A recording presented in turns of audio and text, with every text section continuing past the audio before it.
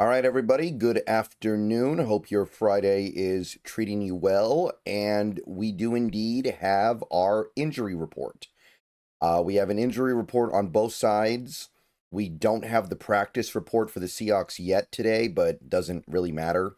The only thing that really matters is, are they going to play or not?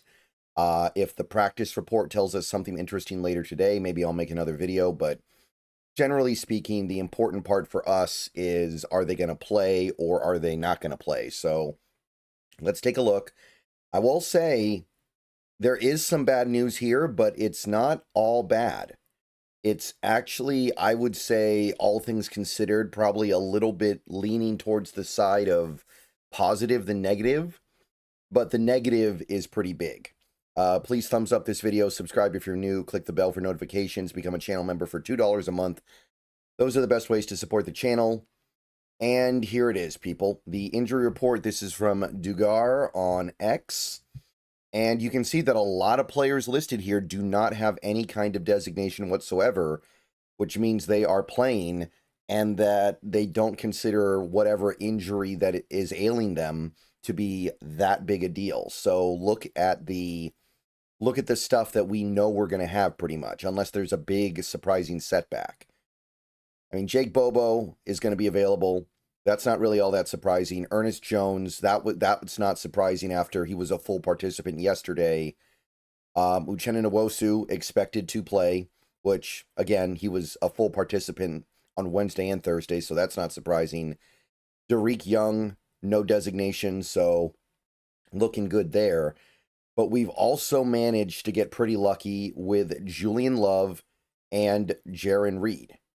Both of those guys did not participate yesterday, and I and many others were concerned that that could portend something bad, that could mean something got worse in practice, and it could endanger their ability to play on Sunday. But it looks like maybe it was something more kind of maintenance-like than it was something really serious. Obviously, we haven't heard the team comment specifically on these injuries, but it sounds like it wasn't that big of a deal because it sounds like there wasn't a lot of fanfare and those guys are just going to play. So Julian Love and Jarran Reed are good to go. Now, there's two bits of bad news here. They are pretty big. One is Nick Emenwari is going to be out, but I think we all knew that. However, there is a little bit of good news baked in there. Nick Emenwari will not be placed on injured reserve because they think he can make it back sooner than the 4-week window, meaning that as of right now, their expectation is that Emenwari will only miss a couple games. That is a very, very big deal, and that is, at this point, the best news we could hope for. So even that is not entirely a bad thing, because the bad thing happened on Sunday. I think we kind of knew immediately that something bad had happened. So, pretty good, pretty good. The really bad news here, and after yesterday, this isn't terribly surprising, is Devin Witherspoon, doubtful. And in my experience, doubtful very rarely leads to a player playing. They say it's like 25%. I feel like it's more like 10%. So do not expect Witherspoon. And hey, that's definitely going to be a big deal. And I don't totally know what we're going to do to try to mitigate the loss, because that's both of the guys that can really play nickel corner at a high level on this team gone. Before we go any further, I want to tell you a little bit about my friends over at Sleeper. If you're not using the Sleeper app for daily fantasy football this year, you are missing out. Let's get some picks in for the week. Take a look over on the left side of your screen. Look at all this great stuff you can do over on Sleeper right now. My picks go as such. I got Jalen Hurts going over 41.5 rushing yards. I don't think Philly really trusts their passing attack right now. I think that Jalen Hurts is going to scramble a lot. I think there are going to be a lot of designed runs for him. I got JSN going over 65.5 receiving yards. Our boy. Who else are we really going to throw to right now? Clearly, we don't trust anybody else that much.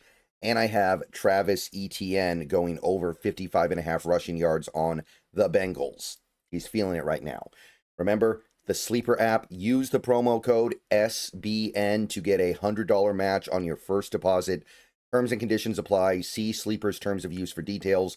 Currently operational in over 25 states. Check out the Sleeper app today. So no Worry and probably no Witherspoon. Darion Kendrick might get the call.